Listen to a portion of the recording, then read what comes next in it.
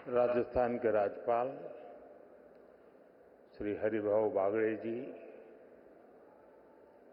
यहाँ के लोकप्रिय मुख्यमंत्री श्री भजनलाल जी शर्मा, राजस्थान सरकार के मंत्रीगण, सांसदगण, विधायकगण, इंडस्ट्री के साथी, विभिन्न एम्बेसडर्स, दूतावासों के प्रतिनिधि, अन्य महानुभाव, देवी और सज्जनों, राजस्थान की विकास यात्रा में आज एक और अहम दिन है। देश और दुनिया से बड़ी संख्या में डेलीगेट्स, इन्वेस्टर्स यहां पिंक सिटी में पधारे हैं। यहां उद्योग जगत के भी अनेक साथी मौजूद हैं। राइजिंग राजस्थान समिट में आप सभी का अभिनंदन है। मैं राजस्थान की बीजेपी सरकार को इस शानदार आयोजन के लिए बधाई दूंगा। साथियों, आज दुनिया का हर एक्सपर्ट, हर इन्वेस्टर भारत को लेकर बहुत ही उत्साहित है। रिफॉर्म, परफॉर्म, ट्रांसफॉर्म के मंत्र पर चलते हुए भारत ने जो विकास किया है वो हर क्षेत्र में नजर आता है। आजादी के बाद के 7 दशक में भारत दुनिया की 11वीं सबसे बड़ी इकोनॉमी बन पाया था। उसके सामने पिछले 10 वर्ष में भारत 10th लार्जेस्ट इकोनॉमी से 5th लार्जेस्ट इकोनॉमी बना है।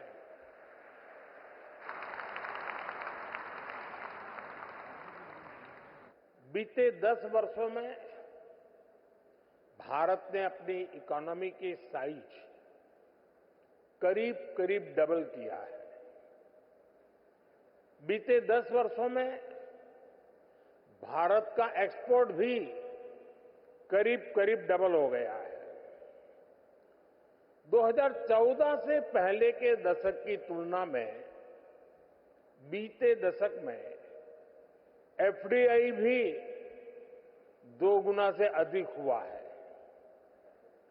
इस दौरान भारत ने इंफ्रास्ट्रक्चर का खर्च करीब 2 ट्रिलियन रुपए से बढ़कर 11 ट्रिलियन तक पहुंचा दिया है। साथियों, डेमोक्रेसी, डेमोग्राफी, डिजिटल डेटा और डिलीवरी की पावर क्या होती है,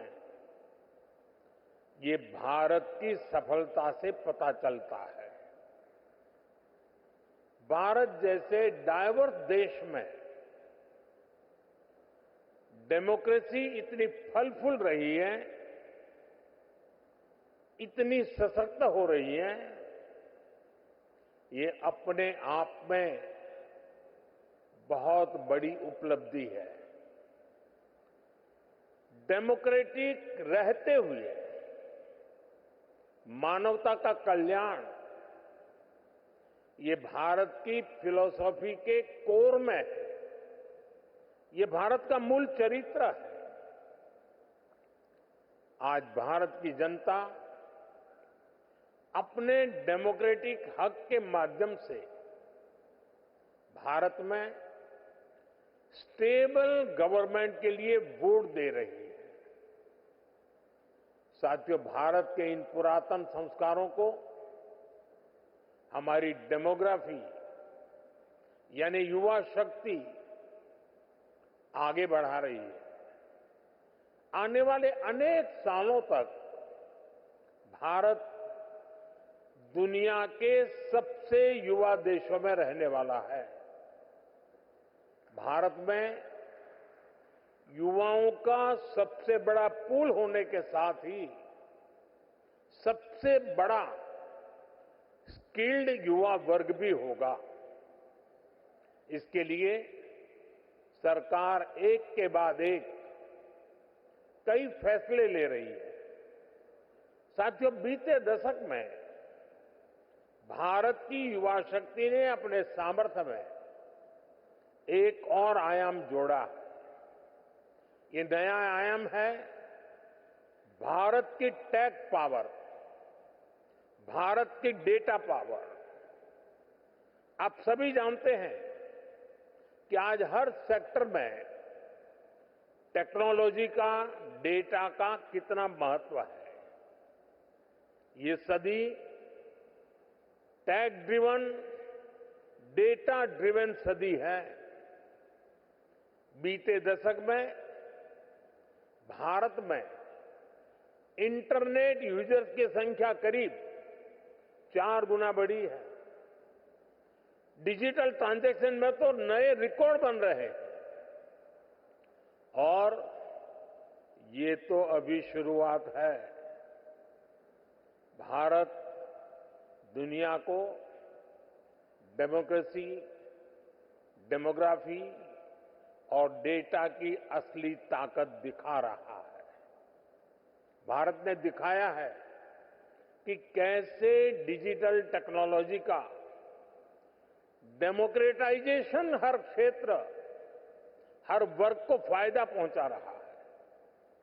भारत का यूपीआई, भारत का benefit transfer scheme system, GeM, government e market place, ONDC, open network for digital commerce, ऐसे कितने ही प्लेटफॉर्म हैं जो डिजिटल इकोसिस्टम की ताकत को दिखाते हैं। इसका बहुत बड़ा लाभ और बहुत बड़ा प्रभाव हम यहां राजस्थान में भी देखने जा रहे हैं। मेरा हमेशा से विश्वास रहा है,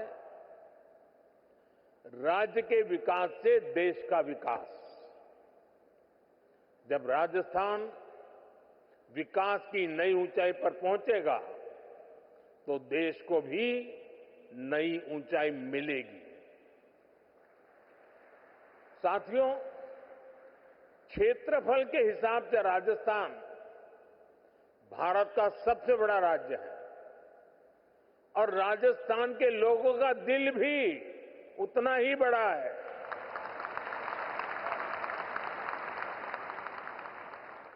यहां के लोगों का परिश्रम,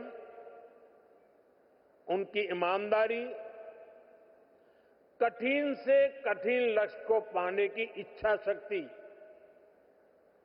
राष्ट्र प्रथम को सर्वोपरि रखने की भावना, देश के लिए कुछ भी कर गुजरने की प्रेरणा, ये आपको राजस्थान की रज रज में, कण कण में दिखाई देती है।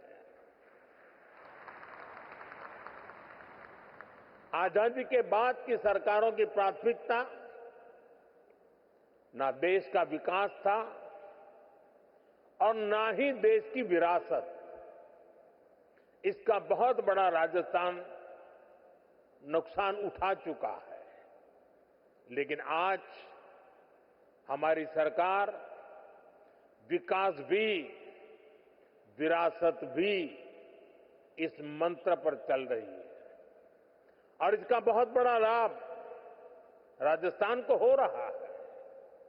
साथियों, राजस्थान राइजिंग तो है ही, रिलायबल भी है।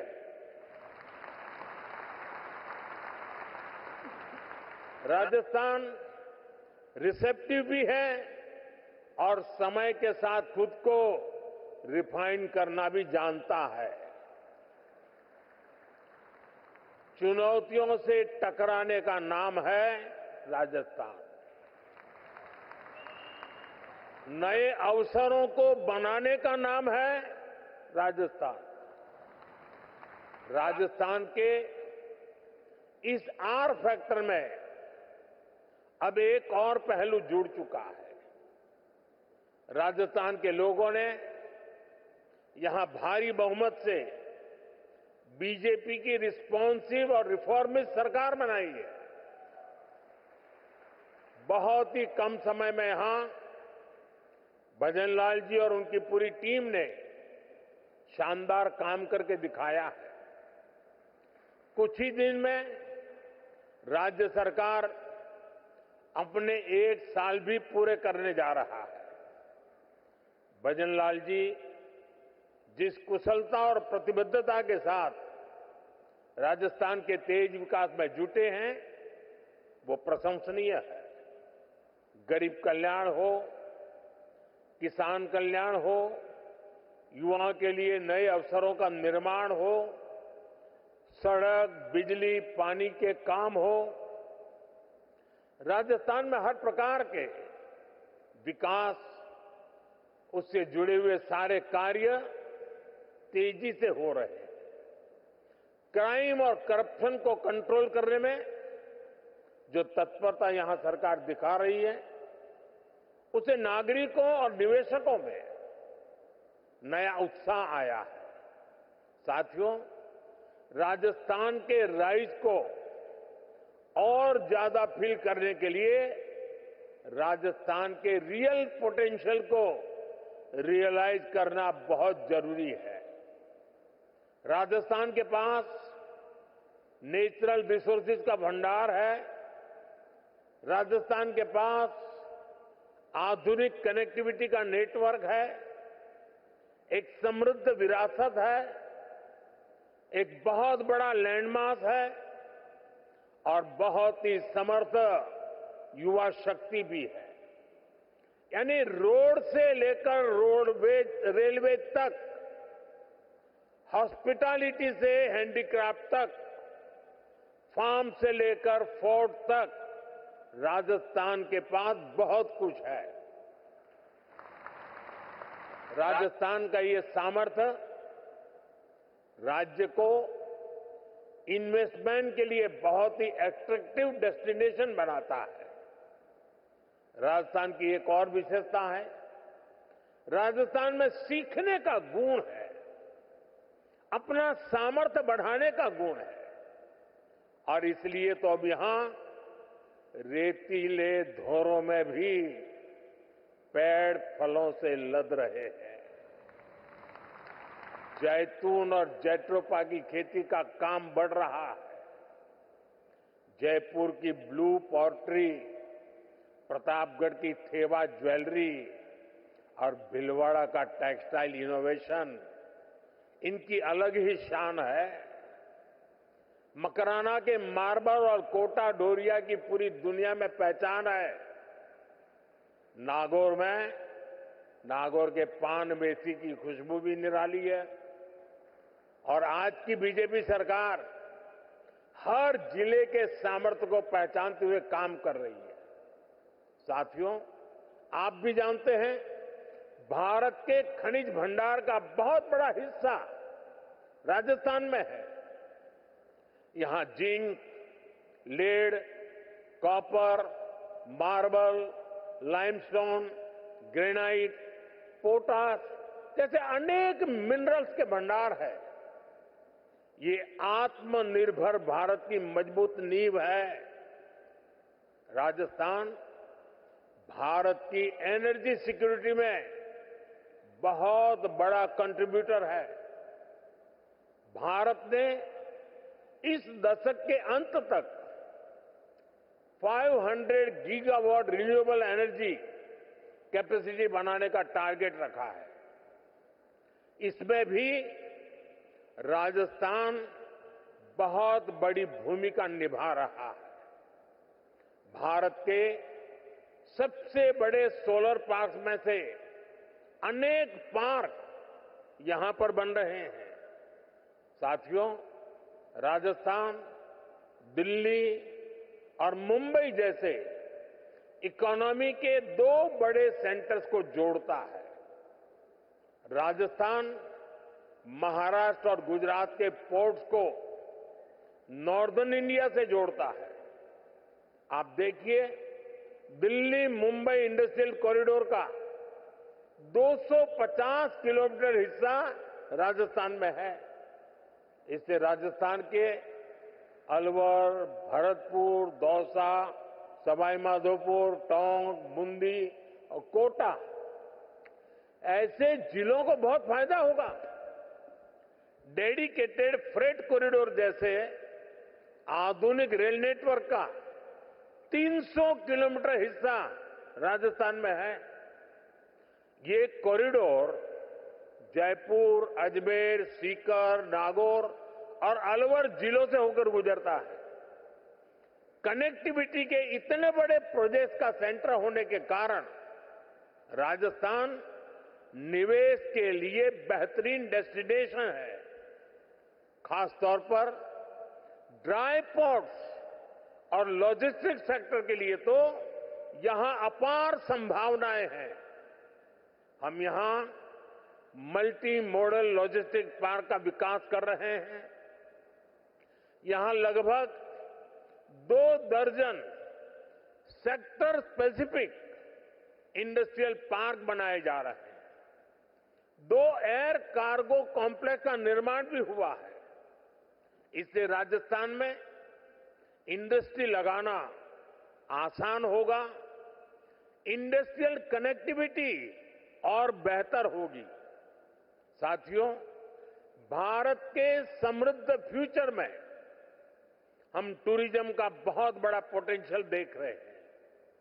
भारत में nature, culture, adventure, conference, destination wedding और हेरिटेज टूरिज्म सबके लिए असीम संभावनाएं हैं। राजस्थान भारत के टूरिज्म मैप का प्रमुख केंद्र है। यहां इतिहास भी है, धरोहरें भी हैं, विशाल मरुभूमि और सुंदर जिले भी हैं। यहां के गीत, संगीत, खान-पान, उसके लिए तो जितना कहे उतना कम है। टूर, ट्रैवल और हॉस्पिटैलिटी सेक्टर को जो चाहिए वो सब राजस्थान में है। राजस्थान दुनिया के उन चुनिंदा स्थानों में से एक है जहां लोग शादी ब्याह, जीवन के पलों को यादगार बनाने के लिए राजस्थान आना चाहते हैं। राजस्थान में वाइल्ड लाइफ टूरिज्म का भी बहुत अधिक स्कोप है। रणथंभौर हो, सरिस्का हो, मुकुंदरा हिल्स हो, केवलादेव हो, ऐसे अनेक स्थान हैं जो वाइल्ड लाइफ को पसंद करने वालों के लिए स्वर्ग है। मुझे खुशी है कि राजस्थान सरकार का अपने टूरिस्ट डेस्टिनेशंस, हेरिटेज सेंटर्स को बेहतर कनेक्टिविटी से जोड़ रही है। भारत सरकार ने लगभग अलग अलग थीम सर्किट से जुड़ी योजनाएं भी शुरू की है। 2014 से 2014 के बीच 10 साल में भारत में 5 करोड़ के आसपास विदेशी टूरिस्ट आए थे, जबकि 2014 से 2024 के बीच भारत में 7 करोड़ से ज्यादा विदेशी टूरिस्ट आए हैं। और आप ध्यान दीजिए, इन 10 वर्षों में पूरी दुनिया के 3-4 साल तो कोरोना से लड़ने में निकल गए थे। कोरोना काल में टूरिज्म ठप पड़ा था। इसके बावजूद भारत में आने वाले टूरिस्ट की संख्या इतनी ज्यादा बढ़ी है, भारत ने अनेक देशों के टूरिस्ट को ई वीजा की जो सुविधा दी है, उससे विदेशी मेहमानों को बहुत मदद मिल रही है। भारत में आज डोमेस्टिक टूरिज्म भी नए रिकॉर्ड बना रहा है। उड़ान योजना हो, वंदे भारत ट्रेनें हो, प्रसाद स्कीम हो, इन सभी का लाभ राजस्थान को मिल रहा है। भारत के वाइब्रेंट विलेज जैसे कार्यक्रमों से भी राजस्थान को बहुत फायदा हो रहा है। मैंने देशवासियों से मेड इन इंडिया का आह्वान किया है। इसका फायदा भी राजस्थान को होना तय है। राजस्थान में heritage tourism, film tourism, eco tourism, rural tourism, border area tourism, इसे बढ़ाने की अथाह संभावनाएं हैं। इन क्षेत्रों में आपका निवेश राजस्थान के टूरिज्म सेक्टर को ताकत देगा और आपका बिजनेस भी बढ़ाएगा। साथियों, आप सभी ग्लोबल सप्लाई और वैल्यू चेन से जुड़ी चुनौतियों से परिचित हैं। आज दुनिया को एक ऐसी अर्थव्यवस्था की जरूरत है जो बड़े से बड़े संकट के दौरान भी मजबूती से चलती रहे, उसमें रुकावटें ना आए। इसके लिए भारत में व्यापक मैन्युफैक्चरिंग बेस का होना बहुत जरूरी है। ये सिर्फ भारत के लिए ही नहीं, बल्कि दुनिया की इकोनॉमी के लिए भी आवश्यक है। अपने इसी दायित्व को समझते हुए भारत ने मैन्युफैक्चरिंग में आत्मनिर्भरता का एक बहुत बड़ा संकल्प लिया है। भारत अपने मेक इन इंडिया प्रोग्राम के तहत लो कॉस्ट मैन्युफैक्चरिंग पर बल दे रहा है। भारत के पेट्रोलियम प्रोडक्ट्स, भारत की दवाएं और वैक्सीन, भारत का इलेक्ट्रॉनिक सामान, इसमें भारत की रिकॉर्ड मैन्युफैक्चरिंग से दुनिया को बहुत बड़ा फायदा हो रहा है। राजस्थान से भी बीते वर्ष करीब करीब 84,000 करोड़ रुपए का एक्सपोर्ट हुआ है। 84,000 करोड़ रुपीस। इसमें इंजीनियरिंग गुड्स, जेम्स और jewellery, textiles, handicraft, agro food products भी शामिल है। साथियों, भारत में मैन्युफैक्चरिंग बढ़ाने में पीएलआई स्कीम का रोल भी लगातार बढ़ता जा रहा है। आज इलेक्ट्रॉनिक्स, स्पेशलिटी स्टील, ऑटोमोबाइल्स और auto components, solar PV, pharmaceutical drugs, इन सेक्टर्स में बहुत अधिक उत्साह है। पीएलआई स्कीम के कारण करीब 1.25 लाख करोड़ रुपए का इन्वेस्टमेंट आया है। करीब 11 लाख करोड़ रुपए के प्रोजेक्ट बने हैं और एक्सपोर्ट में 4 लाख करोड़ रुपए की बढ़ोतरी हुई है। लाखों युवाओं को नए रोजगार भी मिले हैं। यहां राजस्थान में भी ऑटोमेटिव और ऑटो कंपोनेंट इंडस्ट्री का अच्छा बेस तैयार हो चुका है। यहां इलेक्ट्रिक व्हीकल मैन्युफैक्चरिंग के लिए बहुत संभावनाएं हैं। इलेक्ट्रॉनिक्स मैन्युफैक्चरिंग के लिए भी जो जरूरी इंफ्रास्ट्रक्चर की जरूरत है, वो भी राजस्थान में उपलब्ध है।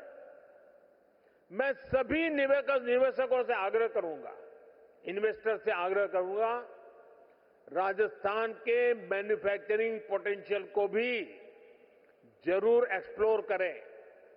साथियों, राइजिंग राजस्थान की बहुत बड़ी ताकत है एमएसएमईज। एमएसएमईज के मामले में राजस्थान भारत के टॉप 5 राज्यों में से एक है। यहां इस समिट में एमएसएमईज पर अलग से एक कॉन्क्लेव भी होने जा रहा है। राजस्थान के 27 लाख से ज्यादा छोटे और लघु उद्योगों में काम करने वाले 50 लाख से ज्यादा लोग राजस्थान के भाग्य को बदलने का सामर्थ्य रखते हैं। मुझे खुशी है कि राजस्थान में नई सरकार बनते ही कुछ ही समय में नई एमएसएमई पॉलिसी लेकर आ गई। भारत सरकार भी अपनी नीतियों और निर्णयों से एमएसएमईज को लगातार मजबूत कर रही है। भारत के एमएसएमईज सिर्फ भारत ही नहीं बल्कि ग्लोबल सप्लाई और वैल्यू चेन को सशक्त करने में बड़ी भूमिका निभा रहे हैं। हमने कोरोना के दौरान देखा, जब दुनिया में फार्मा से जुड़ी सप्लाई चेन क्राइसिस में आ गई तो भारत के फार्मा सेक्टर ने दुनिया की मदद की। ये इसलिए संभव हुआ क्योंकि भारत का फार्मा सेक्टर बहुत मजबूत है। ऐसे ही हमें भारत को बाकी प्रोडक्ट्स की मैन्युफैक्चरिंग का बहुत स्ट्रांग बेस बनाना है और इसमें हमारे एमएसएमईज का बड़ा रोल होने जा रहा है। साथियों, हमारी सरकार ने एमएसएमईज की परिभाषा बदली है ताकि उन्हें ग्रोथ के और अधिक अवसर मिल सके। केंद्र सरकार ने करीब 5 करोड़ एमएसएमईज को फॉर्मल इकोनॉमी से जोड़ा है। इससे इन उद्योगों के लिए एक्सेस टू क्रेडिट आसान हुआ है। हमने एक क्रेडिट गारंटी लिंक्स स्कीम भी चलाई है। इसके तहत छोटे उद्योगों को करीब 7 लाख करोड़ रुपए की मदद दी गई है। बीते दशक में एमएसएमईज के लिए क्रेडिट फ्लो 2 गुना से अधिक बढ़ चुका है। साल 2014 में जहां ये करीब 10 लाख करोड़ रुपए होता था, आज ये 22 लाख करोड़ रुपए से ऊपर जा चुका है। इसका राजस्थान भी बहुत बड़ा लाभार्थी रहा है। एमएसएमईज की ये बढ़ती ताकत राजस्थान के विकास को एक नई ऊंचाई पर ले जाएगी। साथियों, हम आत्मनिर्भर भारत के नए सफर पर चल चुके हैं। आत्मनिर्भर भारत का अभियान, ये विजन ग्लोबल है और उसका इंपैक्ट भी ग्लोबल है। सरकार के स्तर पर हम whole of the government approach के साथ आगे बढ़ रहे हैं। इंडस्ट्रियल ग्रोथ के लिए भी हम हर सेक्टर, हर फैक्टर को एक साथ बढ़ावा दे रहे हैं। मुझे पूरा भरोसा है कि सबका प्रयास की यही भावना विकसित राजस्थान बनाएगी, विकसित भारत बनाएगी।